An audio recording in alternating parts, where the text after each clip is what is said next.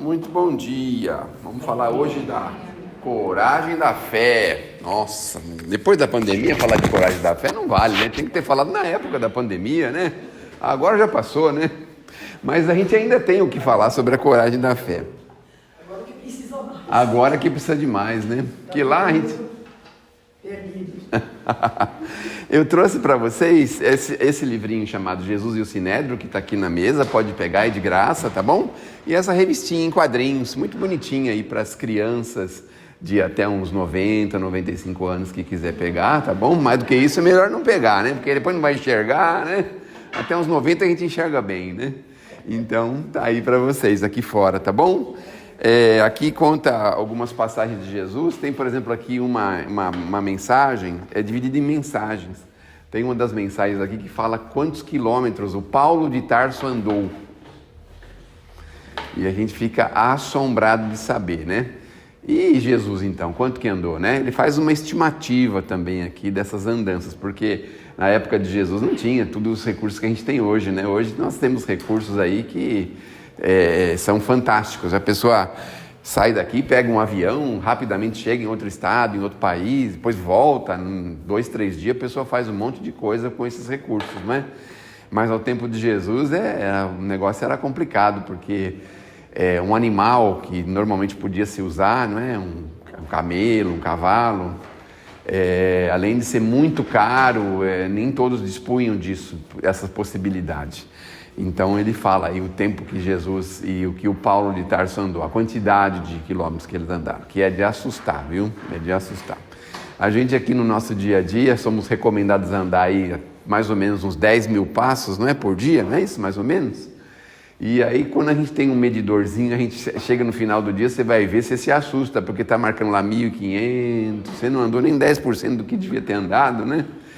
Então, para a gente se movimentar, para a gente refrigerar a alma, para a gente aquecer, né, os nossos pulmões, porque é para isso que nós estamos aí.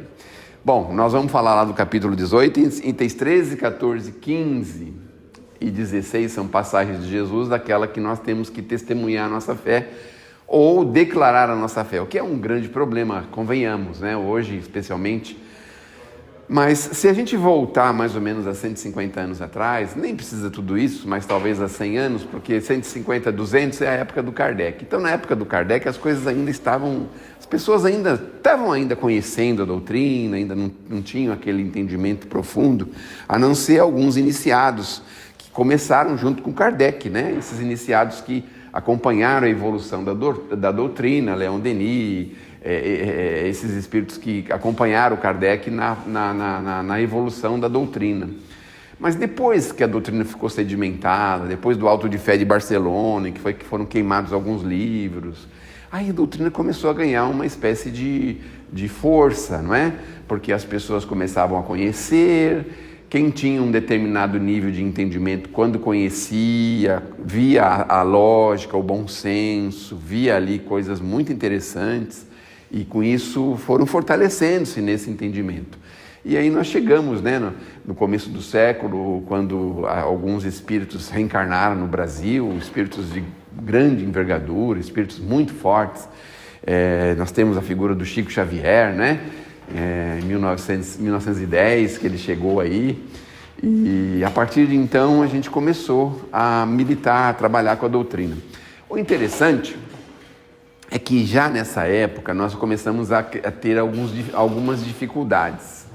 Eu não sei se vocês já ouviram falar ou tomaram conhecimento, mas existiam leis federais do governo do Brasil que iam contra as nossas reuniões espíritas. Então, as pessoas que faziam reuniões em casa, do tipo Evangelho no Lar, uma reunião espírita em casa, estavam sujeitas a ter a casa invadida pela polícia, ser levado para uma delegacia, assinar um processo, não é?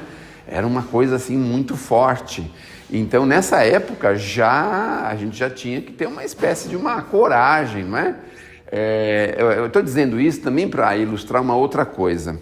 Nem tudo o que a gente vê, por exemplo, que é colocado pelo governo ou pelas nossas leis, nem tudo são as coisas que a gente tem que seguir à risca.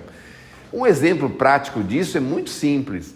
Quando nós tivemos a Segunda Guerra Mundial e tivemos aquele probleminha lá na Alemanha, vocês veem, a lei mandava entregar as pessoas que tinham determinada profissão de fé, determinado sentimento de fé.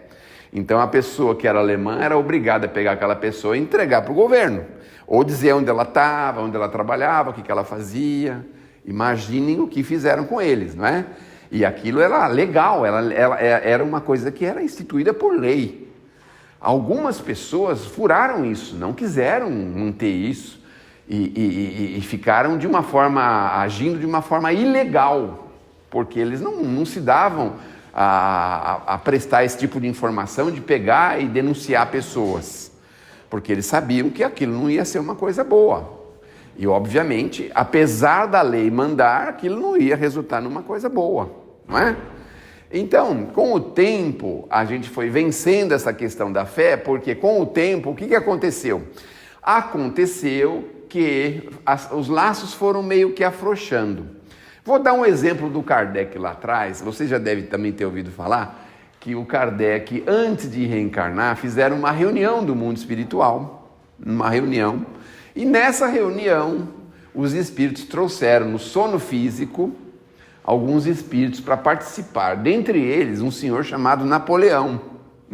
Já ouviram falar dele? Já, né? Já ouviram falar dele, então. Ele foi trazido em sonho para essa reunião. E a gente imagina, eles dizem que ele chegou lá bastante comprometido, porque imaginem tirar ele do sono físico, com todas as dificuldades que ele vivia, os problemas, os embates mentais que ele tinha lá com relação à França, aos domínios, aquelas coisas todas, e trouxeram ele para essa reunião. E nessa reunião eles explicaram que ia acontecer o advento da doutrina, que o Kardec ia reencarnar lá, e pediram, assim, formalmente, uma ajuda para ele. Porque se ele não ajudasse, provavelmente a doutrina teria grandes problemas para começar, para iniciar. Essa reunião foi assim, o próprio Napoleão ficou mais de uma semana assim, andando meio nas nuvens, assim, que ele não conseguia, ele imaginava que aquela reunião era para ele. No sentimento dele, no orgulho dele, tudo, ele achou que aquilo era para ele, né? Então ele ficou uma semana para poder cair e pôr o pé no chão de novo, porque ele ficou tão elevado com aquilo, tão elevado, né? Bom, aí o Kardec veio, instituiu a doutrina, e o que o Napoleão fez? Nada. Não fez nada. E a doutrina foi muito perseguida, todo mundo já deve ter ouvido falar isso, né? Foi muito perseguida. Bom, eu sei que os espíritos foram dando jeitinhos e encontraram um senhor, que era um senhor administrativo do governo, que acabou dando uma autorização para que houvesse uma reunião em determinado lugar, e aí começaram, com essa autorização, eles começaram a expandir, começou a trabalhar, sem a ajuda do Napoleão, vejam só, apesar de ter sido pedido, né, formalmente para que ele ajudasse. Eu não sei se isso também favoreceu para os seus problemas, porque depois ele começou a enfrentar um monte de problema e acabou sendo internado lá na ilha de Santa Helena, né? Eu descobri que essa ilha, e por acaso eu descobri que ela fica entre o Brasil e a África, está no meio do caminho, tem uma ilha em Santa Helena, e lá tem umas coisas dele lá guardado e tal, né? Mas ele acabou tendo aquele problema, foi tido como uma pessoa sem razão, fora de si, não é? Então, ele acabou finalizando a encarnação dessa forma. Bom, mas aí agora vamos voltar para o Brasil de novo. Aí nós estamos aqui no Brasil, está todo mundo entusiasmado com a doutrina, porque o Chico Xavier começou em 32, em 42 ele já estava em pleno vapor. As pessoas foram devagarzinho conhecendo, porque plenamente conheceram o Chico a partir da década de 70, com o advento do pinga-fogo. Quando o Chico apareceu na televisão, meu Deus do céu, aí explodiu de conhecimento, de entendimento, e todo mundo queria ir lá ver o Chico, pegar um cabelinho dele, puxar a pele dele, pegar até cabelinho assim do braço. Ele acabou criando uma ferida na cabeça, porque as pessoas faziam isso mesmo, tinham tanta coisa com ele, tanta coisa, que queriam levar um pedaço dele embora, né? Meu Deus do céu. Bom, aí o Chico ficou conhecido. Então, até então, alguns poucos espíritas proclamavam a fé espírita, mas com muita dificuldade, porque um trabalho novo, uma coisa nova, sempre gera problemas e conflitos, todo mundo sabe disso, né? Então, uma ideia nova, imagine. Aí veio Jesus e mostra pra gente, já há 2000 anos atrás, e fala pra gente, deixa claro pra gente, deixa marcado, deixa registrado isso, que nós precisamos aprender a proclamar a nossa fé, que nós possamos ter fé, coragem de proclamar a nossa fé. E aí, o que a gente pode dizer a respeito disso? A gente pode dizer a respeito disso o seguinte: será que essa proclamação de fé é só na palavra? Porque na palavra é fácil, né? Não é? Mais fácil a gente falar que faz, que é espírita, por exemplo. Tem muita gente que fala que é espírita, mas faz cada uma, né? Então é muito fácil falar que é espírita, né? Eu tenho a sensação que isso vai um pouquinho mais além, não é só na palavra, né? E eu acho que está também um pouco associada à nossa forma de agir, nosso modo de agir. Então nós vamos ser reconhecidos como espíritas, não só por aquilo que nós falamos, mas da forma em que nós agimos. Então a gente pode vir na reunião espírita uma vez por semana, 6 vezes por semana, a gente pode fazer prece todo dia, toda hora, a gente pode, sabe, fazer tudo isso, mas o que é o mais importante é a essência de tudo isso, né? É assim que a gente proclama a fé, e é assim que a gente precisa ser conhecido. Olha, esse pessoal que veio mais ou menos perto da época do Chico, eram tão firmes na fé, mas tão firmes, que por um tempo muito grande, até chegando aqui na década de 90, ano 2000, quando alguém falava que era espírita, a pessoa já associava a tudo que a doutrina fazia em prol do seu semelhante, a prática do bem e da caridade. Na década de 80, 90, surgiu uma igreja nova, uma igreja protestante, e aí eles perceberam que eles tinham que fazer o trabalho de caridade também, e começaram a fazer, e fazem de uma forma muito forte, muito grande. Mas a doutrina espírita ganhou essa fama por conta desses antecessores nossos, que trabalhavam de uma forma muito intensa e muito constante. Tanto isso é real, tanto isso é verdade, que todas as casas espíritas que têm aí, por exemplo, 20, 30, 40 anos... Quantos anos tem a nossa casa aqui? 65. Desde 59. De 59, olha só.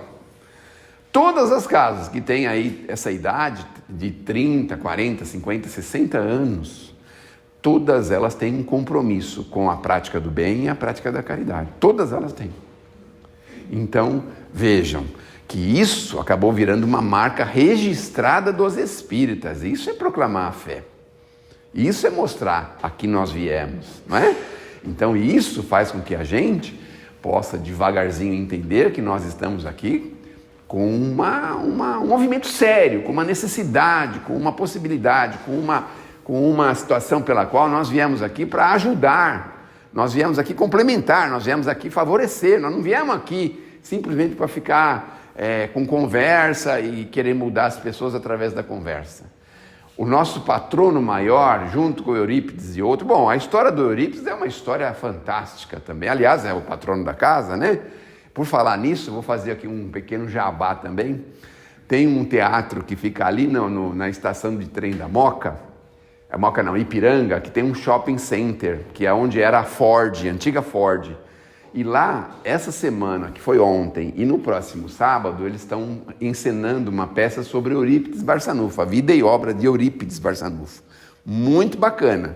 Se alguém tiver interesse, é fácil de chegar lá. É só pegar o trem que sai da Barra Funda e descer na estação Ipiranga. É 2 passos desse shopping. E aí, está contando a história do Eurípides, que todo mundo conhece, todo mundo já sabe, pelo menos alguma coisinha, né? Todo mundo sabe o trabalho que ele realizou, né? A dificuldade que ele viveu, o colégio Allan Kardec, aquelas coisas todas, aquela visão que ele tinha, imaginem só. Quanto um século atrás, o homem já tinha a visão de educação. Ele já fundou um colégio para isso, imaginem só um negócio desse. E não era tão fácil assim, 100 anos atrás, né? Fazer alguma coisa assim com o nome da doutrina. Foi perseguido, obviamente. alguns religiosos mal dirigidos ou com dificuldade de entendimento, o ameaçaram, criaram um movimento contra. Foi aquela coisa toda totalmente forte que ele viveu, né? As dificuldades que ele viveu, né?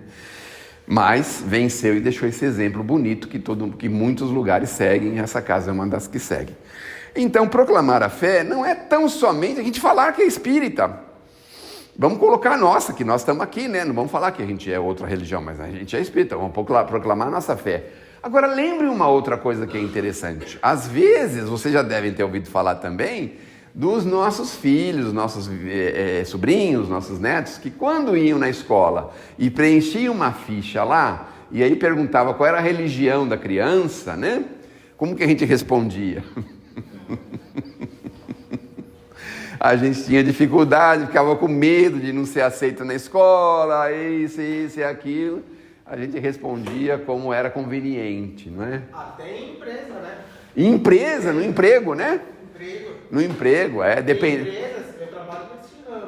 Uhum. E ainda hoje a gente enfrenta empresas que a pessoa tem que ter determinado Tipo de religião. Imaginem só. Então veja, nessa hora, porque nessa hora muitas vezes a gente acaba recuando, porque às vezes precisa do emprego, precisa de deixar a criança na escola, né? Mas aí criaram uma coisa que é muito bonitinha, e é muito assim, olhinho de peroba, sabe qual que é? As pessoas falam o seguinte, na hora de falar da religião, sabe o que elas respondem? Elas falam que são espiritualistas. É bonitinho, né, responder assim? Só que tem um detalhe, todas as religiões são espiritualistas, todas elas acreditam na vida espiritual, na vida pós-morte, apesar de elas não falarem de uma forma muito intensa, né? Mas se existe céu e inferno, quem é que vai para lá? A pessoa que morreu e não vai ter mais nada? Claro que não, né? Tem que ter alguma sobra aí, tem que ter alguma coisa que vai sair do corpo, não é mesmo? Então, essa história de espiritualismo foi uma forma que os pessoal arrumaram para poder despistar, né? Então, quando a pessoa fala que é espiritualista, ela não está respondendo nada, ela não fala qual é a religião dela. Então, mas no fundo, isso talvez não seja o mais importante, porque o mais importante é como nós estamos, é o que nós estamos fazendo com a nossa fé, como nós estamos lidando com ela. E todo mundo sabe que Kardec disse pra gente que o verdadeiro espírita, qual que é o verdadeiro espírita? É aquele que está buscando renovar-se constantemente. E aí, de repente, ele encontra uma mancada que ele dá, por exemplo. Meu Deus, eu tenho feito isso e nem tinha percebido que isso é uma coisa muito ruim, né? Por exemplo, falar mal do Palmeiras.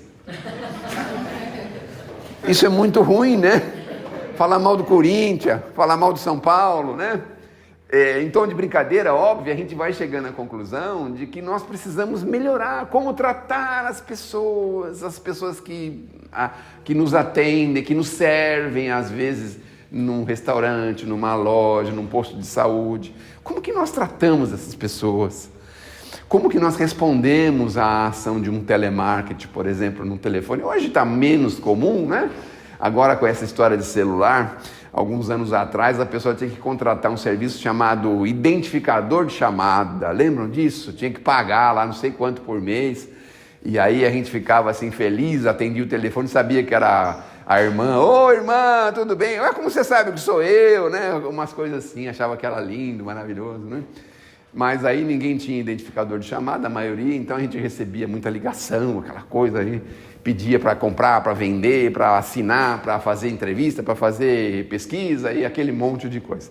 Hoje a gente já quase não vive isso, porque tem o celular, apesar que ele toca toda hora, especialmente para quem tem um cabelinho branco, toda hora ele toca porque tem alguma coisa muito boa para ele. Eles oferecem coisas maravilhosas, não é?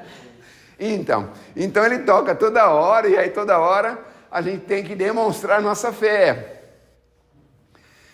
Se vê que alguns burlam aquele sisteminha que eles falam do 300, 0300, né? Eles burlam isso, colocam um número particular, aí a pessoa liga, aí você pensa que é alguma coisa, aí você vai atender, e aí a pessoa fala, olha, você foi contemplado, isso e aquilo, então, vai receber assinatura não sei do que, aí você demonstra a fé ali. Como que você responde a isso? De que forma, não é? Algumas pessoas não querem demonstrar esse tipo de fé, preferem ir para outro caminho, do tipo assim, ele começa a ir bloqueando todos os números de telefone que ele não conhece. Bloqueia todos os números. Hoje é possível, acho que é possível, né? Eu nunca fiz isso, mas eu acho que é possível ir bloqueando. Então. Então, aí bloqueia todo mundo que liga.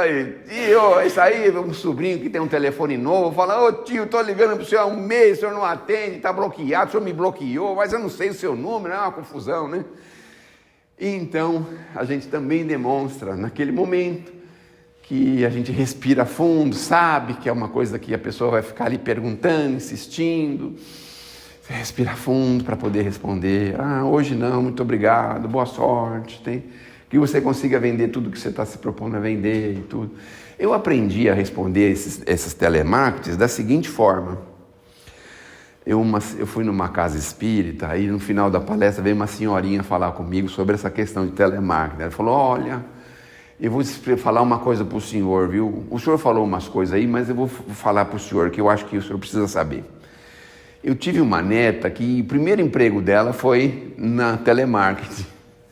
E aí eu falei para ela: olha filha, quando você ligar para as pessoas não atender, e o chefe está lá de olho para ver quantas ligações você faz, você liga para mim. Aí você liga para mim e eu vou responder tudo que você perguntar, tudo. Vou dar os telefones que você pedir, das minhas amigas, dos meus amigos, para você poder ligar, vou fazer tudo isso. Mas sabe por que ela fazia isso? Porque era a neta dela. Aí eu fiquei pensando, quando liga esse telemarketing, se a gente souber que é o nosso neto, uma pessoa muito querida nossa, a gente vai destratar? Não é mesmo? A gente não vai destratar, né? Ei, mas você não aprende mesmo, meu Deus do céu, agora está trabalhando nessa bomba aí, está ligando para a gente toda hora. A gente vai falar assim: puxa, que bom, você arrumou um trabalho, fazia 20 anos que estava procurando, agora você conseguiu, né? Graças a Deus, que bom, né? Seja forte, viu? Porque é um trabalho difícil, espinhoso, complicado, né? Então, veja como que a gente professa a nossa fé em momentos de ação dessa forma. Às vezes o vizinho que é difícil, que a gente está há 10 anos pensando em mudar do bairro por causa daquele vizinho. Mas como a gente não consegue, porque para vender a casa tem que regularizar os papéis, tem que gastar o dinheiro com a regularização dos papéis, e depois não sabe quanto vai vender, não sabe onde vai comprar, e depois tem que procurar onde vai comprar, e aí a gente vai ficando mais aborrecido com o vizinho, porque o vizinho tem lá alguns hábitos que a gente não gosta. E aí a gente professa a fé assim. A ideia do perdão, do esquecimento, a ideia de continuar, de perseverar. Essa é a profissão da fé que nós precisamos ter. Então, em ações que nós somos reconhecidos, olha como Jesus disse para a gente, que nós seríamos reconhecidos por muito nos amarmos. Agora, quem que nós vamos amar? De quem que ele se refere? Será que não são os nossos familiares? De quem que ele está se referindo? Sereis reconhecidos por muito vos amardes. E quem é que nós temos para amar? Só aquele que está no nosso murinho, dentro da nossa casa, na nossa família? Então, ele está se referindo à humanidade. Quando a gente conseguir ter um pouco mais de amor de uns para com os outros, nós seremos reconhecidos cristãos. Seremos reconhecidos por muito nos amarmos. Então, amar um pouquinho ainda não vale. Porque ele não falou, se amar um pouquinho um ou outro. Ele não falou isso. Ele falou em muito nos amarmos. E quando ele fala em muito nos amarmos, ele acrescenta dentro desse amor tudo aquilo que advém do amor. Tolerância, paciência, compaixão, misericórdia, piedade. Tudo isso. Então, às vezes a gente vai lidar com pessoas muito difíceis, muito complicadas, que a gente vai lembrar de Jesus e vai pensar: nós precisamos nos reconhecer como verdadeiros cristãos. Como que a gente ascende para o mundo espiritual superior? Será que é defendendo os nossos próprios interesses, nossos próprios deveres, nossas próprias obrigações, fazendo todo mundo cumprir suas próprias obrigações, né? Será que é desse jeito? Como que é que a gente vai ascender ao mundo espiritual maior? Vai ascendendo, vai melhorando, vai criando condições melhores. Como que isso acontece? Obviamente que isso acontece com o nosso crescimento espiritual. Então, o amor está associado ao nosso crescimento espiritual, que por sua vez denuncia quem nós somos. Então uma pessoa amarga, azeda, cara feia o tempo todo, sabe? Cara amarrada. Minha mãe falava de um tal burro, tá com o burro amarrado. É assim mesmo que falava? Era assim ou não? Era, né? Tá com o burro amarrado. Falava pro filho, acordava de manhã, criança, brava, para ir para a escola. Tá com o burro amarrado, é? Eu não sei o que significa isso, né? Ele fica bravo quando o burro está amarrado? Não sei. Quem gosta de ficar amarrado? Né? Ninguém gosta, né? Então, ninguém gosta, é isso mesmo, né? Então, ele falava brincando assim, porque a gente muitas vezes se esquece de aliviar um pouquinho o coração. Ah, mas estou sofrendo, você não sabe que eu estou sofrendo. É compreensível. Mas olha, aqui na Terra não é previsível que tenham sofrimentos e dificuldades. A gente vive aqui um tempo grande de dificuldades, se não seja orgânica, emocional, a gente vive essas dificuldades. Então, a gente vai permitir que isso derrube a gente o tempo todo? Nós precisamos devagarzinho compreender aqui, sabe? Quando a gente fala de amor, uma pessoa que ama fica cara feia para outra. Já pensou quando você estava lá na adolescência? Deixa eu ver. Tem só uma pequenininha aqui, não, vai ser tudo quase cabelinho branco, mas nós estamos lá na adolescência, né? Aí vai visitar a namoradinha ou o namoradinho, vai de cara feia. Vai lá na casa do sogro de cara feia. Esse é o seu namorado? É sim, por quê? Desse jeito? É assim, né? Que a gente faz, né? Você vê que as modernidades, eu nem sei como é que funciona, né? Meu filho andou arrumando lá uma confusão, aí levou em casa. Quem é? A minha amiga. Amiga? Eu vou na casa da minha amiga. Eu falei, amiga? Que isso? Não é assim? Hoje é assim, né? Eles não querem declarar assim, vivamente. Fora. O irmão fala alguma coisa, né? Amiga, não é essa namorada. Não é, cala sua boca, você não sabe nada. Desse jeito, não é assim?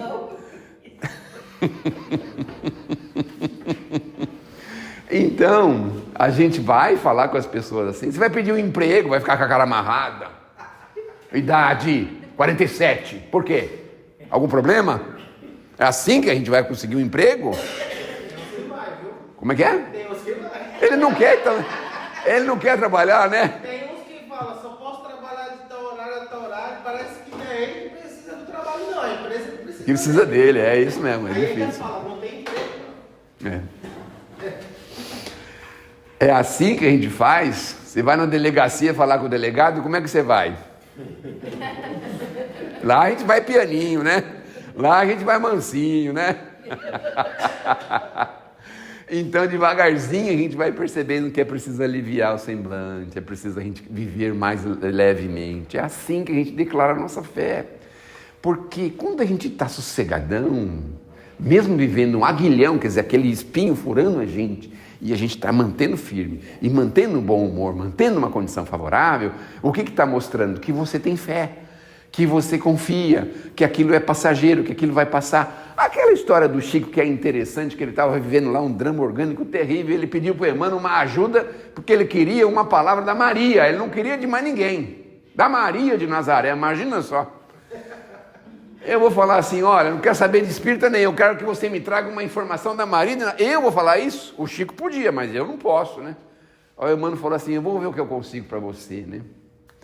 Aí passou uns dias, disse que a Maria mandou escrever uma frasezinha que ficava em cima da cama dele assim, ó. Ele tinha que ficar lendo toda hora aquela frase. Isso também passa.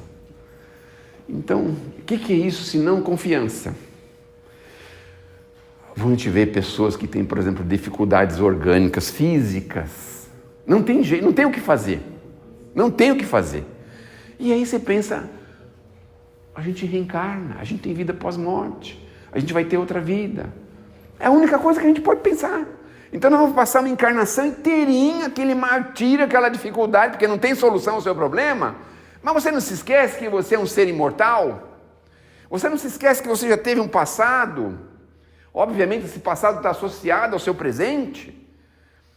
Porque se a gente reconhece que se nós estamos vivendo um drama, é sinal de que nós plantamos e nós estamos colhendo, fica muito mais fácil. Assim a gente professa a nossa fé. Porque as pessoas olham para a gente e pensam, meu Deus, olha a dificuldade que essa pessoa passa e está sempre bem, sempre com um sorriso no rosto. Como é gostoso a gente conviver com uma pessoa assim. Vai no hospital, dá um exemplo agora do hospital. Vai no hospital, aí você tem 2 pacientes, um de cada lado. Aí você olha com um, como é que você está? Está tudo bem? Nossa, está maravilha, adoro a comida daqui. Toda hora vem a enfermeira perguntar alguma coisa, está tudo bem, o médico é maravilhoso, fez um serviço sensacional. Olha, por Deus que eu estou aqui. Aí tem um do lado e fala assim, ele é exagerado, porque é uma porcaria, isso aqui não vale nada, comida horrorosa, esses médicos não... Quem tem mais fé aí? Não é mesmo? Quem é que tem mais fé? Então, às vezes a gente está vivendo o mesmo drama e a pessoa está vivendo diferente. Uma está vivendo um problema terrível, está dentro de um inferno. E a outra está tranquila, está feliz, está confiante que logo ela vai sair dali, que aquilo é provisório. Por mais que demore, é provisório. Então, professar a fé, na verdade, no fundo, é a gente saber como se comportar diante das dificuldades, diante das facilidades. Porque às vezes também chegam as facilidades para a gente. Só que assim, a gente é tão assim, desacostumado, que a gente só quer facilidade no nosso dia a dia. Tudo a gente quer facilidade. Eu adoro chegar em casa à noite e ver a pia limpinha, sem nenhuma louça para lavar. Mas não é todo dia que acontece isso, né? E eu caí na besteira outro dia de ir numa palestra e o expositor falou assim, ó, que o expositor falou, esses expositores são terríveis, viu? Eles falam umas coisas pra gente, viu, que eu vou te contar. Ele falou assim, ó, quando você vê o problema, é você que tem que resolver. E eu comecei a perceber que a louça lá em casa, estava toda hora a pia cheia. Eu falei assim, eu vou começar a entrar pela sala, porque aí eu nem vou na cozinha, né, pelo amor de Deus, porque Deus que me livre, pô. Faz bem, meia-noite, né? 11 horas da noite é ótimo para a saúde, é muito bom, né? Você tem 6 comedores de arroz e feijão fazendo louça lá o dia inteirinho, não ajuda a mãe, não faz nada, né? A gente fala em torno de brincadeira, é claro, né? Mas os meninos ajudam bastante a mãe e tudo, mas o que eu quero dizer é assim, quando a gente percebe o problema, sabe? Ah, você está lá no metrô, por exemplo, vê um papelzão lá jogado lá, pega aquele papel e joga você. Ô, faxineiro, faz favor, olha o papel aqui, ó. Que vergonha, você não está cuidando do seu serviço? É a gente que tem que ver, tem que resolver. Vem uma pessoa empurrando um carro na rua. Nossa, mas já passei cada uma também, que eu tinha um carro velho, meu carro quebrava toda hora. Mas quando o meu carro estava bom, eu vi os outros empurrando e falava, acho que ele vai conseguir, e ir embora. Mas e quando era eu? Então a gente vai devagarzinho, né? Vai percebendo que o problema realmente é nosso. Agora, é muito importante a gente entender, é passageiro. Olha a Maria falando, isso também passa. Vai passar. A gente vai, sabe, conviver com aquilo, vai aprender a viver com aquilo ou vai superar, não tem outro caminho, né? Você não vê, agora está tendo essa Olimpíada Paraolímpica, aí fico morrendo de vergonha, nem assisto, porque eu morro de vergonha, né? Porque o camarada vai nadar sem braço, eu falo, misericórdia, eu com o braço não consigo nadar? Pega a medalha de ouro. Não é mesmo? Os nossos com 2 braços fortes reclamando. Eu fico pensando isso, o cara jogando basquete, jogando não sei o quê, e fazendo e acontecendo. E a gente tem tudo inteirão e não consegue fazer nada. Reclama. E ainda reclama, não é mesmo? Ainda reclama, meu Deus do céu. Então, a gente vai professando a fé justamente dessa forma, entendendo que as coisas vão viver, que nós vamos viver dificuldades, que nós vamos passar por isso, que a vida, obviamente, não está aqui na Terra, que a gente está meio aqui, como é que eu posso dizer assim? A gente está meio aqui, meio de férias espirituais, sabe? Férias, nós estamos de férias. Tem um livro do Chico Xavier que se chama Carmelo Grice por Ele Mesmo. É um livro que o Carmelo era muito amigo do Chico, ele era do interior, não me lembro agora qual é a cidade. E ele ia muito no Chico, ia lá, e tinha o trabalho espírita na casa lá na cidade dele, ia no Chico, e ficava aquele movimento, aquela coisa. E um dia ele desencarnou. Passou alguns meses, ele começou a trazer algumas mensagens para o Chico, porque ele era muito íntimo do Chico, começou a trazer algumas mensagens para o Chico e tal, né? E nesse livro ele explica o seguinte: as pessoas imaginam, olha o que a gente imagina. Pelo menos no meu tempo, os mais antigos falavam assim: ah, morreu, descansou. Não era assim? Não é assim que falava? Ah, nossa, coitado, passou tanto no hospital, agora morreu, agora descansou. Carmelo Grise, por ele mesmo, veja o que ele fala desse que morreu e descansou. Ele fala: meu Deus do céu, ai, eu preferia estar encarnado. Porque você já imagina, você não precisa ir atrás do alimento físico. Então acabou essa confusão de você falar assim: não, tem que trabalhar para comer, né? Acabou, não tem mais isso. Porque a comida está lá, é só você respirar que a comida está no meio do ar. Aqui diz que é assim também, né? Que a gente só respirando a gente já se alimenta aqui, né? Mas as pessoas que fazem essa experiência acabam morrendo logo, mas a gente tem a obrigação de ir atrás, né, do suor, né, o suor do rosto, o pão de cada dia, através do suor, óbvio, né? E isso leva pra gente quase 2/3 da vida da gente. Então é assim, a gente passa 1/3 dormindo e 1/3 indo atrás da comida para então só sobra 1/3, não é assim? Aí você divide 24 por 3, né? Vai ver quanto é que vai dar, né? Bom, então o que acontece? Ele fala que não tem negócio de comida, negócio de moradia, não tem sistema financeiro. Como é? Boleto bancário. Não tem sistema financeiro, não tem o boleto da loja Rini, nem da CIA, sabe assim, essas coisas, né? Não tem essas coisas. Então, qual é o trabalho? Vamos dar uma ideia. Eu vou dar uma ideia. Depois os espíritos vão ajudar a gente ao longo da semana a saber se é assim mesmo. Devagarzinho a gente vai intuindo para ver se é isso mesmo, né? Então a ideia é assim: vamos lá no Eurípides no domingo de manhã. Vai ter a palestra, depois vamos dar o passo, vamos trabalhar lá. Aí traz 50 trabalhadores para cá. Estão tudo lá esperando. Tem uns olhando aqui a gente, eu olhando o expositor. Eu falei: esse cara não se emenda mesmo. Estão aqui, certo? Bom. Aí fala assim: bom, vamos ver, o que está acontecendo com aquela pessoa? Aí fica, vamos dar uma analisada. Aí pega e puxa a nossa ficha lá. Nossa, está vivendo um drama em casa, um problema. Mas sabe o que é isso? Vamos conversar e faz uma reunião. O que a gente vai falar? Tem que mudar o comportamento. Aí vem aqui falar para a gente assim: pensa um pouquinho com compaixão, esquece isso, deixa isso para lá. E a gente está pensando de volta assim: não vou deixar nada para lá não, vai se lascar. Mexeu comigo, vai ter que aguentar. A gente está pensando isso. O trabalho deles é convencer a gente para mudar, para ser melhor. Você já imaginou isso? É mais ou menos o mesmo trabalho de você falar para um palmeirense para ele se tornar corintiano. É o mesmo trabalho. Ele vai conseguir? Não vai conseguir. Não vai conseguir. Não vai conseguir, pelo amor de Deus. Então veja o trabalhão que dá. Tentar convencer a gente de ir para outra direção. Está com problema de saúde, por exemplo, né? E continua fazendo a mesma coisa. Gosta da gordurinha da picanha, né? Vamos falar coisa boa agora, né? Vamos falar só coisa boa, né? Gosta do queijinho da lasanha, né?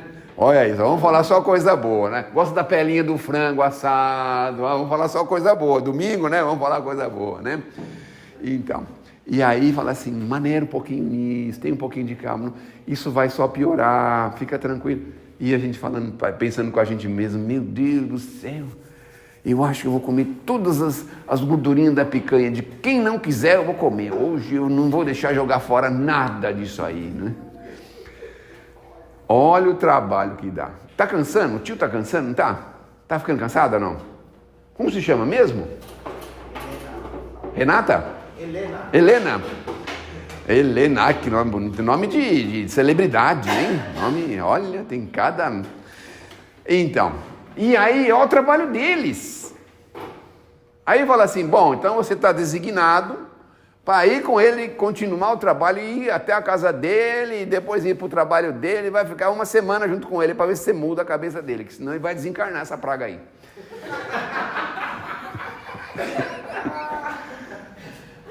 Desculpa, viu? O expositor não tem modos. Não tem modos. Aí acompanha a pessoa uma semana. Imagina. Aí vai dormir, por exemplo, tá lá ele sentadão lá no sofá, dormiu. Aí vamos lá, tirar do corpo. Aí a gente não quer sair do corpo, a gente começa a ter medo. Vai para lá, demônio, vou para casa espírita.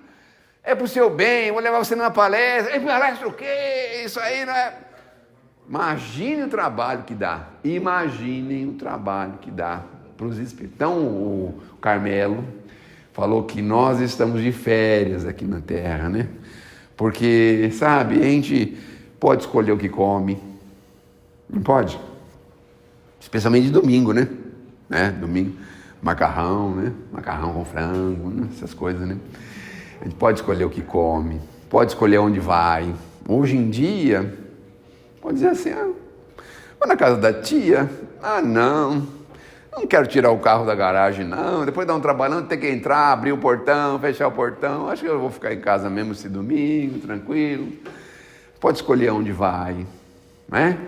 Aí você tem lá uma televisãozinha de umas 200 polegadas, sossegadão em casa, escolher o que vai assistir, não vai? Não pode escolher? Aí escolheu. Antigamente a gente só podia assistir 4, 5 coisas na televisão, não tinha mais nada. Você pensava, meu Deus do céu. Só o rádio. E antes da televisão ainda tinha só o rádio, né? Quando pegava. E quando pegava ainda, né? Então, mas vamos imaginar da televisão, década de 70 para cá, tem a televisão, eu assisti, né? Então você tinha 5 coisas para assistir. TV Cultura, Silvio Santos, Rede Globo. Olha só. Aí tinha 2 lá que ninguém nem sabia o que era que passava naquele canal, que mal pegava e difícil pegar, nem sabia o que era, né? Então a gente tinha essas opções, assim, né? Aí domingo, por exemplo, quando chegava a hora do Fantástico, já ficava deprimido, falava, meu Deus, acabou tudo, agora vai começar tudo de novo, meu Deus do céu, né? A musiquinha daquele Fantástico era terrível para muita gente, então tinha gente que já nem ligava mais para não escutar aquela música lá, porque era depressiva, aquela música era depressiva, né? Então hoje, lá na minha casa tem 6 comedores de arroz e feijão, 6. Eu falei assim, eu não vou assinar canal de nenhum, quem quiser que assine. Agora vocês imaginam, eles assinaram todos os negócios lá que tem, negócio de televisão, todos. Aí eles ficam discutindo o que vão assistir, aí fica discutindo o que vai assistir. Porque o pai assiste 5 minutos e já dorme no domingo, né? Ele dorme, então não atrapalha em nada. Pode escolher à vontade. Aí você assiste lá os filmes deles lá e tal. Não sei quantos 1000 filmes à disposição. Não sei quantos 1000 filmes. Imagine, não é? Você acha que alguém quer vir na casa espírita? Por quê? Fazer o quê na casa espírita, né? Escutar essas ladainhas lascadas, né? Bom, trocando em miúdos. Precisamos professar a nossa fé pela ação. Pelo pensamento, pelo amor, pela vontade. E, quando possível, também na necessidade, pelas palavras. Né? Ter, assim, uma forma de jogar algumas sementes de amor, de bondade, mas de religião também, na cabecinha das pessoas que convivem com a gente. Porque é esse o nosso trabalho, ajudar as pessoas a viver melhor. A doutrina espírita tem essa proposta, a gente viver melhor. Porque a gente começa a entender um pouquinho dos mecanismos, a vida da gente fica mais suave, mais tranquila. A gente vê pessoas sofrendo fortemente. E você pensa, meu Deus, mas por que esse sofrimento? Para que está sofrendo? Eu tive uma familiar minha, para vocês terem uma ideia, ela desencarnou, a filha desencarnou há 50 anos atrás, ela desencarnou de luto da filha. 40 anos de luto da filha, imagina só. 40 anos. Sabe, você pensa, mas meu Deus, o espírito também deve sofrer, tadinho. Deve sofrer, porque, meu Deus, e os outros 8 filhos? Ficaram esquecidos, largados. Porque perdeu. É compreensível, a tristeza, chatear, é compreensível. Mas a doutrina fala o seguinte: ninguém perde ninguém. Nós estamos muito mais vivos do que a gente imagina. E outra, se o Espírito precisou ir mais cedo, tem que agradecer a Deus. Porque vejam, a gente chega na decrepitude da vida, quanta coisa a gente não é obrigado a ouvir. Quanta coisa. Conheci uma senhora numa festa de aniversário. Estava sentadinha lá no sofá, falei, vou sentar lá com ela. Conheci ela, tudo bem? Eu posso perguntar uma coisa para a senhora? Falei para ela, né? Qual que é a maior dificuldade que a senhora tem com 97 anos? Aí ela falou assim, sabe qual é o maior problema que eu tenho com 97 anos? É lembrar de tudo que eu vivo. Eu falei, mas por quê? Aí ela começou a falar assim, tá vendo aquela moça ali? É minha sobrinha. Mas ela me fez uma malcriação em 1984, que até hoje eu não esqueci. Tá vendo aquela moça ali? É uma das minhas filhas. Você acredita que ela tirou o dinheiro no banco? Eu fiquei sem dinheiro em 1996. Aí eu fiquei pensando assim, a gente reclama, né, do alemão quando está perto da gente, não reclama? É uma bênção. Porque a gente não lembra dessas coisas, não lembra de nada. Aí chega lá o genro, você abraça ele, beija, tá tudo bem, né? Tá devendo 100 mil reais para você, mas você nem lembra mais, né? Então, você nem se incomoda. Olha que beleza que é, né? Agora, se você lembrar tudo, veja só, não é? Então, devagarzinho a gente vai entendendo que se as coisas precisam acontecer, precisou ir uma pessoa mais cedo, por qualquer motivo, não importa. Agradeçamos a Deus mesmo assim. Se estamos vivendo um drama de saúde, estamos tirando para fora alguma coisa que está muito ruim em nós. É uma espécie de retirada, né, de limpeza que nós estamos vivendo. Então não tem por que a gente ficar tão aborrecido. Se aquele companheiro precisou ir embora, foi comprar cigarro há 10 anos atrás, até agora ninguém achou onde que é o bar, ninguém achou, parece que ele se perdeu, está 10 anos perdido. Foi encontrado lá em Cancún com uma mocinha de 18 anos, mas eu acho que ele está meio atrapalhado da cabeça, sei lá. Provavelmente foi muito melhor que isso acontecesse com você, provavelmente, né? Vai saber o trabalho que isso aí ia dar pra gente, né? Então, que a gente possa professar a nossa fé com coragem, muita coragem, porque, na verdade, nós não estamos aqui para brincadeiras. Nós somos herdeiros do universo e a nossa herança não é um castelinho de papelão não, viu? Nós temos uma herança universal que nos espera. Que Deus nos abençoe, que Jesus nos ilumine. Deu certinho, parei bem na hora, né? Tinha combinado isso, não foi? Dá o sinal, né?